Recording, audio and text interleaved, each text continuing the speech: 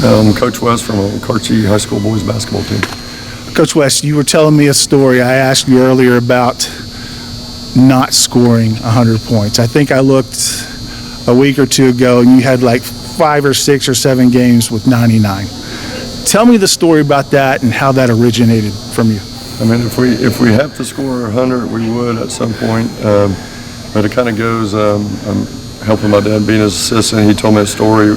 Probably back in the 80s, his team wasn't, highly successful, but he was a hard, young, working coach, and he had a team score 100 on them, and they kept rubbing it in, and they were up, 60, 70, 80, and went over 100. So he's like, I'm not going to do that to other people and, other teams, but, 5, 6, 7 years go down the road, and, he had a chance to play that same team again with the same coach, and I think this is in late 80s, but he went and played that same team, and he actually scored 100 on.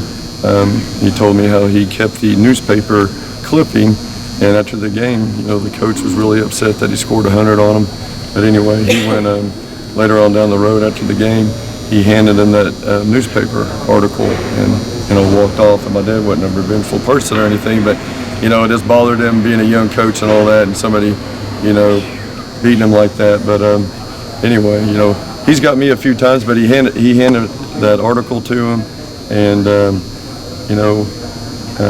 walked off. So the guy gets opened up the article and saw that 7 or 8 years before that, he scored 120 or whatever it was. I don't remember the exact total, 110, 120. But anyway, it always sat with my dad. So he's like, I'm not going to do that. So when we were playing high school basketball, he never let us score 100. We'd get in the 90s. All of his former players. I think I was telling you earlier, we scored 110, 120. I don't know, it was probably 10, 12 years ago, but we had to. The other team was in the 90s.